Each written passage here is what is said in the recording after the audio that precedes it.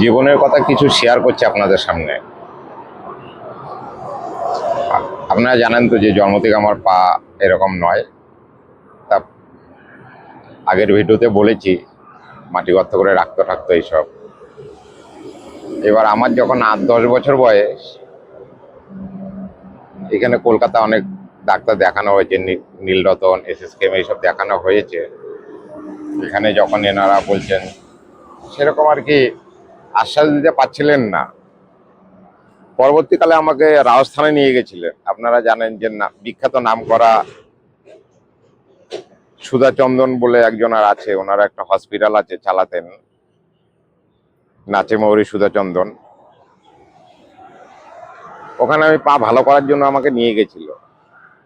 আমি ভর্তিও হয়েছিলাম, 1.5 মাস ছিলামও। কিন্তু কিছু চেক আপ করার পরে, তখন আমার টাইসাইকেল ঠাইকেল এসব ছিল না। তা চেক আপ করার পরে আমি ওই হাবুর কেটে আর কি হসপিটালটা ঘুরতাম। আর পাশেই আবার একটা প্রতিবন্ধীদের একটা অফিস ছিল আর কি, যেখান থেকে আর কি গাড়ি ঠাড়ি হ্যানত্যান এইসব দেওয়া হতো। কিছু চা ঠা বিক্রি করার সরঞ্জামও দিত। সেগুলো ঘুরে ঘুরে দেখতাম, আর এক একটা পেশেন্টকে দেখতাম। আমাকে বলেছিলেন অপারেশন করবেন।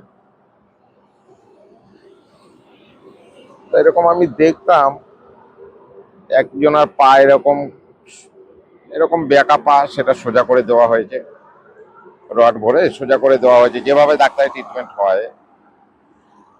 কিন্তু ওনার সঙ্গে দেখলাম একটা 20-25 কেজি ওজনের একটা পাথর এরকম বড়, সেটাকে ঝুলিয়ে রেখেছে। আর ওই ভদ্রলোক ব্যথার যন্ত্রণায় খালি সাপের মতন করে ঘুরছে, সাপের মতো করে। তো আমার দেখে খুব লাগলো যে আমারও কি এরকম করবে।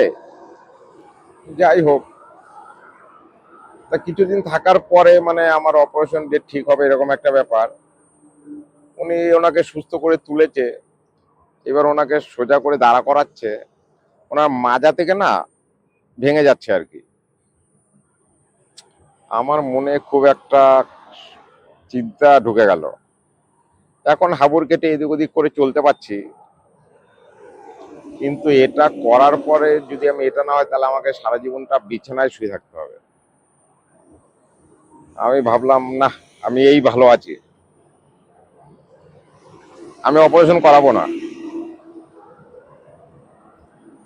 তা ওই সিদ্ধান্তটা নিলাম। আমি জানি না এটা ভুল করেছি না ঠিক করেছি। বাবাও তখন আমাকে আর কি জোর করে এই করালো না। উনি হয়তো এইটা বিষয়ে হয়তো করায়নি, যে ওনার মতন কেসটা যদি হয়ে যায় তাহলে তো আমার সারা জীবন কথাটা শুনতে হবে। হয়তো এরকম কিছু ভাবনা চিন্তা করেই আর আগায়নি। কিন্তু আমি বলেছিলাম না না, আমি এটা করব না। ওই যে যা যন্ত্রণা আর যা ওনার পরিস্থিতি দেখলাম, মাজাটা যেরকম ভেঙে যাচ্ছে, তো এটা আর একটা জীবনের আর একটা গল্প আপনাদের সামনে বললাম। ভিডিওটা যারা দেখছেন লাইক শেয়ার কমেন্ট করে চ্যানেলটাকে একটু সাবস্ক্রাইবার করে দেবেন, এইটা আপনাদের কাছে চাওয়া আমার। ধন্যবাদ, নমস্কার।